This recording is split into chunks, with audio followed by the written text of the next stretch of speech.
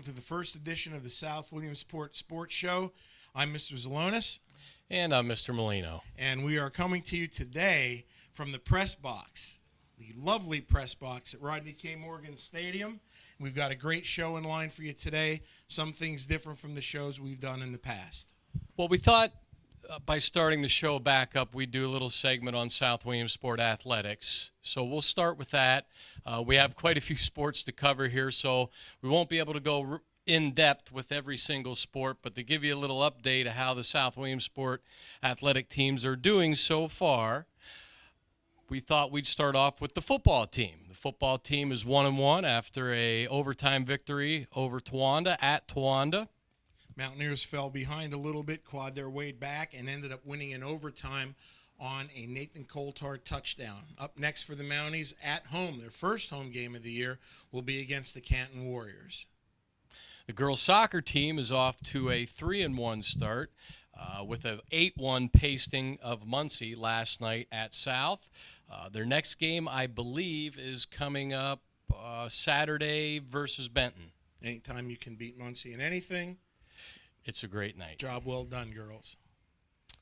The boys varsity soccer team, although off to a winning start, 3-2 win over Jersey Shore in overtime, they've run into tough times recently with a rash of injuries. Hopefully tonight at Mount Carmel, they'll get back on the winning side of things. Go get them, guys.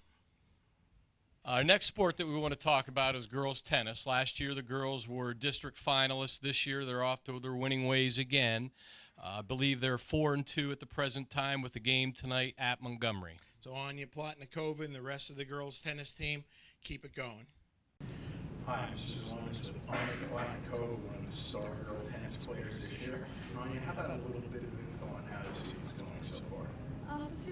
The season is going well. Our goal this year is to win districts, so the fact that we're not undefeated this year is not a big deal. And the team is playing well, we're getting along well, and everybody's doing everything they can. Sounds good to me. And if you want to catch Anya and the girls play, where can we find you? Through the hallways. Oh, wait, I messed up. You can find them playing at the West Branch Tennis Club, which is down past Little League. On Route 15. Yep. For SWTV News, I'm Mr. Z. Have a great day. The South Cross Country team made its way up to Happy Valley this past week. Kyla Simon McKinnon leading the way for the Lady Mounties as she finished a respectable 40th out of about 200 runners. So a job well done, Kyla. Guys also ran at Penn State Friday night. Teg Molino, Schuyler Kreitz, and Isaac Hagan did a very good job on a tough Penn State course. And the group will be back in action, I believe, at Lehigh University coming up the first weekend of October. In junior high news, our girls softball team is off to an outstanding start. Has anybody been close? So far, no. They beat Loyalsock 17-3, and last night a 19-0 win over Sullivan County in 3 innings. Holy cats, girls, take it easy. Good morning. We're with the girls soccer team in the library. They're off to a great start this year, and I'm with 4 seniors, Anna Steer, Elise Lavallée, Maddie Plummer, and Madison Harada. We're just going to ask a couple questions of the girls to see how their season's going so far. And Anna, any comments as to how your season is going so far? Yeah, I think our season is going really well, and everybody's stepping up to play a part, and I think we're going to have a good season. Awesome. Elise? It's going really well. We have a lot of great girls, and they're willing to work together for the team and not just for themselves, and that's awesome. I think we're a great team, and even though we're young and some people underestimate us, we're really stepping up. Maddie? We have a very good team this year, like they all said, and I think it's going to be a really fun season because we're all pretty close to each other. So. Awesome. If you don't get a chance to see the girls play, remember they're down at the park after school. For SWTV News Sports Show, this is Mr. Z. Catch you next time. Segment 2 of the show is going to be Mr. Malls and I coming up with the college game of the week. And this week we have 2, actually, as the college football season unfolds. The first game of the week, surprise, surprise, the Nebraska Cornhuskers are going to be visiting the Miami Hurricanes in a very heated rival series. Last year the Cornhuskers were able to win in Lincoln, and I'm sure Miami's got some payback ready for when they visit the Orange Bowl Saturday. It's going to be a mid to late game, late afternoon, evening game. I don't know if it's been decided yet, but look for a lot of fireworks in this game, as last year there was almost as many fights as points scored. The second game we're going to feature on the show this week is Georgia Tech at Notre Dame. Both squads off to 2-0 starts, although Notre Dame comes into the game with the big concern at quarterback, with their quarterback going out for the year after breaking an ankle at Virginia. Dramatic win for the Irish, who I believe scored the winning touchdown with about 7 seconds left to go in the game. Georgia Tech, meanwhile, has plowed through their first two opponents. They head into Notre Dame running a very lethal rushing attack and a triple option offense that has really led the nation in rushing the last 2 or 3 years. One thing to look at this game, Georgia Tech's current coach, Paul Johnson, used to be Navy's head coach and has made it very, very clear, sorry, Irish fans, he has absolutely no love for you, so it should be a dandy in South Bend this Saturday.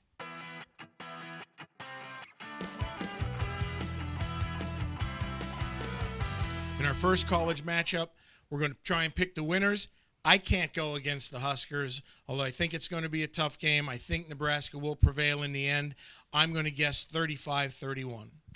Well, I have to go with Miami in this one. It's at Miami. Al Golden's been there a few years, so their offense is pretty well established. Nebraska breaking in a new coach and Mike Riley. I'm going to go Hurricanes 28-24. In our second game, the Georgia Tech visits South Bend, Indiana for the first time in a long time, since the movie Rudy, I think. And Georgia Tech, I believe, will sting the Irish and sting them bad. I'm going to go 42-14 Yellow Jackets. I also believe Georgia Tech will win this one. I don't think they're going to sting them as bad as that, but I'm taking Tech 35-21.